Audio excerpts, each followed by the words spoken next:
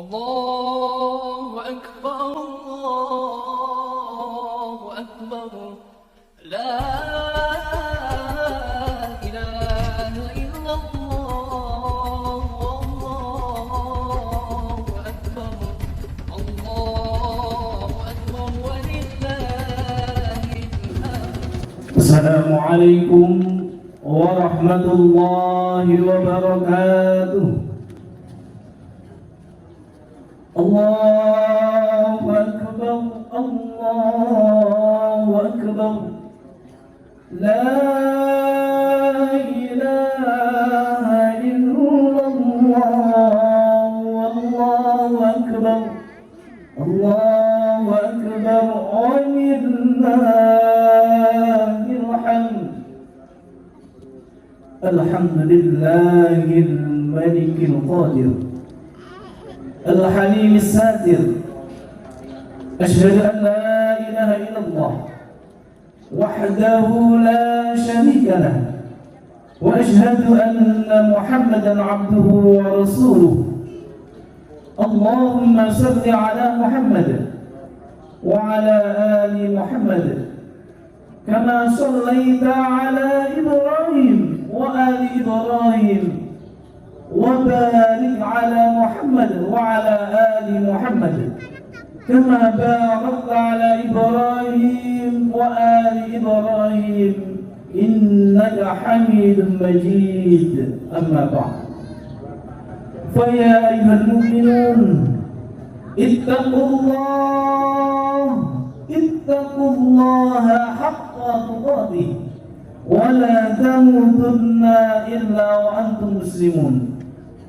قال الله تعالى في كتابه الكريم: أعوذ بالله من الشيطان الرجيم. يا أيها الذين آمنوا اتقوا الله حق تقاته ولا تموتن إلا وأنتم مسلمون. أيها الحاضرون جماعة صلاة عيد الأضحى rahimakumullah. Allahu akbar Allahu akbar walillahil hamd. Kesempatan yang singkat ini, mari ayolah hadir kita gunakan sesungguhnya untuk meningkatkan kualitas diri kita atas ketakwaan yang dihambakan setiap hamba, yaitu dengan kebersamaan kita sesama umat Islam di seluruh antero Jakarta Raya ini. Semuanya saat ini mengagungkan asma Allah dengan takbir, tasbih, tahlil dan tahmid. Pengagungan yang didasari atas pengambahan ciptaannya yang kita ini sebagai ciptaan Allah. Tiada kuasa apapun, tiada kekuatan apapun, kecuali apa yang kita lakukan ini semuanya atas apa yang Allah telah desainkan kepada kita. Allahu akbar walillahil hamd. Wahai mu'minun rahimakumullah, kesempatan ini mari kita jadikan momen kebersamaan kita untuk merenungkan apa yang telah Allah sampaikan kepada kita terhadap tokoh sentral di Idul Adha ini, yaitu Nabiullah Ibrahim, yang beliau ini diakui oleh umat-umat lain di luar kita. Ada yang mengatakan bahwa Ibrahim itu Yahudi, Ibrahim itu Nasrani. Tetapi jemaah rahmatullah, Allah sudah menunjukkan, menegaskan kepada kita dalam Al-Quran yang setiap hari kita baca dan kita yakini bahwa Nabiullah Ibrahim alaihissalam, sebagaimana surat Ali Imran 67, maka Ibrahim Yahudiyyan wala Nasraniyan walakin kana hanifan muslima wa ma kana minal musyrikin. Allah tegaskan kepada kita ketika para penganut para misionaris mencari pengikut-pengikut dengan menjadikan tokoh-tokoh sentral itu adalah ini sebenarnya tokoh kami, bahwa dia ini adalah penguat kebenaran agama kami. Tetapi Allah menjawab dalam hal ini bahwa bukanlah Ibrahim itu Yahudian, bukanlah Ibrahim itu Yahudi, wala Nasrani, bukan juga Ibrahim itu Nasrani. Tidak Yahudi, karena Nabi Ibrahim itu orang yang lebih dulu daripada Yahudi, yang diambil dari tokoh Yahuda, yang itu adalah cicitnya Nabiullah Ibrahim alaihissalam. Masa yang lahir belakangan itu adalah diklaim itu adalah pengikut Nabi Ibrahim? Itu tidak mungkin. Wala Nasraniyah, dan juga Nabi Ibrahim itu bukan orang Nasrani yang berkeyakinan sebagaimana orang Nasrani. Tidak. Orang-orang Nasrani ini adalah Nasrani adalah pada masa Nabiullah Musa alaihissalam. Yang itu juga Nabiullah Musa itu datangnya belakangan lebih dulu Nabiullah Ibrahim alaihissalam. Karena itu Al-Quran menegaskan kepada kita bahwa Nabiullah Ibrahim bukan orang Yahudi dan bukan orang Nasrani. Walakin kana hanifan muslimah. Allah sampaikan, tegaskan kepada kita bahwa Nabiullah Ibrahim alaihissalam adalah Nabi, orang yang hanif, orang yang lurus, orang yang teguh membawa, berpegang pada kebenaran. Wa ma kana minal musyrikin, dan Nabiullah Ibrahim bukan orang-orang musyrik, bukan orang-orang yang membawa ajaran kepada tandingan-tandingan sebuah keyakinan. Bukanlah Nabiullah Ibrahim orang yang membawa kekuatan-kekuatan lain, ada kekuatan-kekuatan lain, ada kuasa-kuasa lain selain Allah Subhanahu wa taala. Bukan. Nabiullah Ibrahim adalah nabi yang lurus. Dan ini dibuktikan ayyuhal hadirun, apa yang dilakukan oleh Nabiullah Ibrahim yang kita sudah sering mendengar, sudah familiar. Nabiullah Ibrahim demi menjaga kebersihannya dari sifat syirik, bentuk dan wujud nyata bahwa Nabiullah Ibrahim bukan termasuk orang-orang yang musyrik. Nabiullah Ibrahim juga pada saat itu yang masyarakatnya ini berkeyakinan bahwa Tuhannya ini diwasilahkan dalam bentuk wujud berhala. Apa yang Nabiullah Ibrahim lakukan? Dihancurkan oleh Nabiullah Ibrahim dengan keyakinan bahwa Tuhan itu bukan berhala. Dihancurkan. Ketika Nabiullah Ibrahim dalam logikanya, dalam benaknya, dalam hatinya terbuka, oh Tuhan itu bukan ini. Kemudian Nabiullah Ibrahim secara refleks itu memukul berhala itu sampai retak.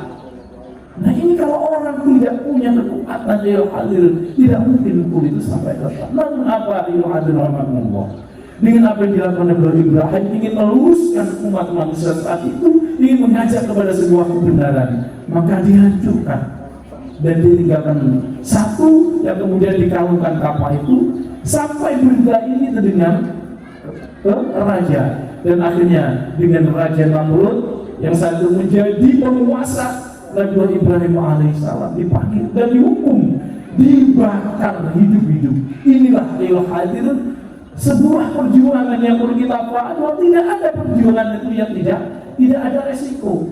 Nabiullah Ibrahim dibakar hidup-hidup, tetapi jemaah rahimahumullah, Allah tidak akan diam, Allah tidak akan tutup mata melihat orang-orang, melihat hambanya yang menegakkan kebenaran di muka bumi ini.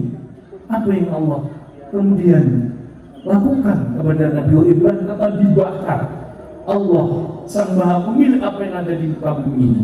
Api yang membakar, Allah sampaikan kepada api, ya nar kuni bardan wa salaman ala Ibrahim. Ya nar, wahai api yang engkau pada keumuman punya sifat, punya pembawaan panas dan akan membakar orang-orang yang engkau sulut, maka Allah sampaikan kuni bardan, wujudlah dirimu sebagai benda bardan yang dingin, yang tidak bisa membakar. Wassalamun ala Ibrahim, dan selamatkan Nabiullah Ibrahim alaihissalam. Ini bentuk adalah hadir pembelaan Allah kepada orang-orang yang berjuang di jalan Allah Subhanahu wa taala. Kebenaran, kelurusan yang dilakukan oleh Nabiullah Ibrahim, Allah Subhanahu wa taala wujudkan perhatiannya dengan resiko yang diterima di hidup oleh Raja Namrud, oleh para penguasa. Maka Allah tolong Nabiullah Ibrahim dengan mendinginkan api yang membakar. Ini yang pertama yang Nabiullah Ibrahim alami. Kemudian yang kedua, jemaah rahmatullah, ketika Nabiullah Ibrahim tahu apa dia punya anak, mengharapkan anak, berdoa Rabbil Salihin. Kemudian Allah berikan putra yang kita kenal keumuman di kalangan kita, para ulama-ulama kita, yaitu yang lahir itu adalah Nabiullah Ismail. Ketika Ismail kecil, apa yang Allah kemudian perintahkan kepada Nabiullah Ibrahim? Falamma balagha ma'ahu saya qala ya bunayya ara fil manam anni adbahuka fanzur madza tara. Jadi ketika anak sudah mulai lucu, siapa di antara kita punya anak sudah mulai lucu, bisa kita bicara, bisa kita beri amanat anakmu ke sana, bisa kita perintah. Siapa yang kita tidak kemudian tidak kasih, tidak senang? Allah perintahkan, Allah uji lagi Nabiullah Ibrahim, kelurusannya, keteguhannya diuji Allah lewat mimpinya, yaitu Nabiullah Ibrahim bermimpi agar putranya yang lucu Ismail itu disembelih. Jemaah rahmatullah, Allahu akbar walillah. Nabiullah Ibrahim ketika mendapatkan wahyu itu tidak kemudian langsung diajak duduk Ismail. Ya bunayya inni ara fil manam, aku menemui dalam mimpiku menyembelihmu. Atau tapi rumah kemudian apa pendapatku anakku? Ismail itu menjawab, el hadir, kalau anak sekarang itu di luar dugaan kita.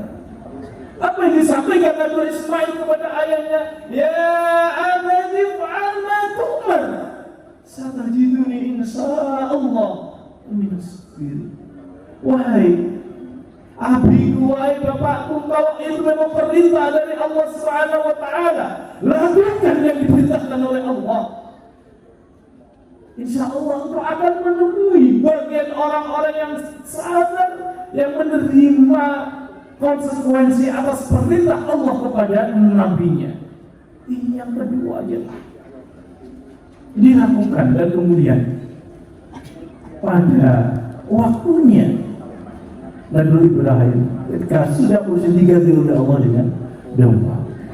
Inilah jemaah rahmatullah yang saat ini kita lakukan. Kita berkorban ini hanya karena Allah Subhanahu wa taala, hanya berniat untuk mendekatkan diri kita kepada Allah. Kita itba Nabiullah Ibrahim atas perintahnya. Kita tidak diuji oleh Allah untuk menyembelih anak kita, tetapi kita diuji oleh Allah untuk menyembelih, untuk menyisihkan sebagian harta kita untuk membeli hewan ternak yang menjadi syariat kurban. Ini jemaah rahmatullah, sebuah perjuangan itu tidak mungkin tidak ada konsekuensi. Karena itu jemaah rahmatullah, tokoh kita, tokoh sentral kita di Idul Adha Nabiullah Ibrahim alaihissalam ini telah menunjukkan, memberikan uswah hasanah kepada kita agar kita menjadi orang yang lurus, yang arif, yang insya Allah kelurusan kehanifan kita di dalam karena kita di dalam meninggikan kalimat-kalimat Allah,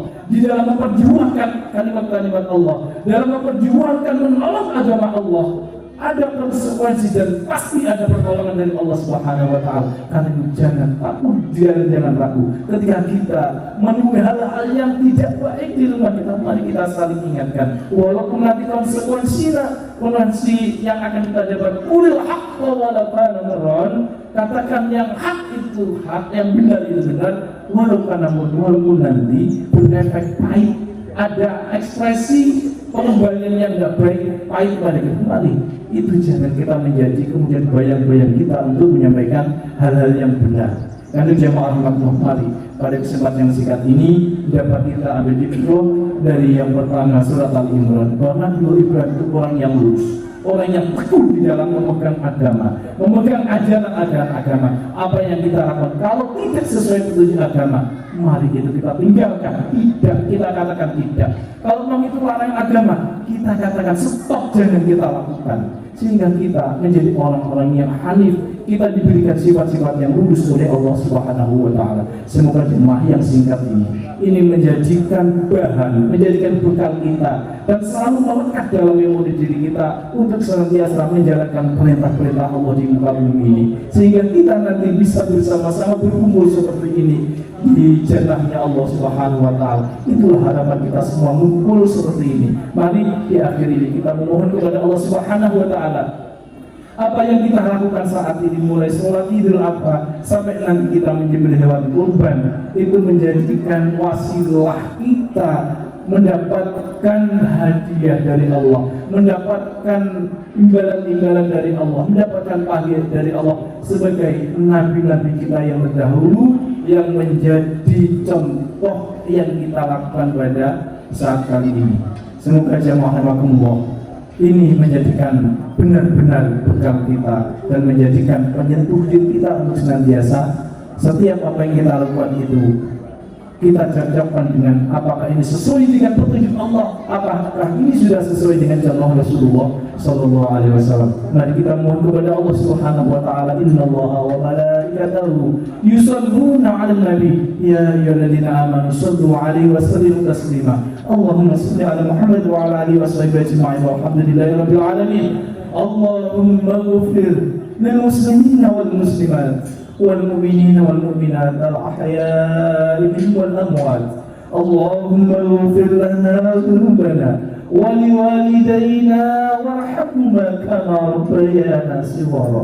اللهم أحسن عاقبتنا في الأمور كلها وأجرنا من خزي الدنيا وعذاب الآخرة. ربنا ظلمنا أنفسنا وإن لم تغفر لنا وترحمنا لنكونن من الخاسرين. اللهم إنا نسألك سلامة في الدين وعافية في الجسد وزيادة في العلم وبركة في الرزق وطوبة قبل الموت ورحمة عند الموت ومغفرة بعد الموت. اللهم هون علينا في شكرات الموت والنجاة من النار والعفو عند الحساب.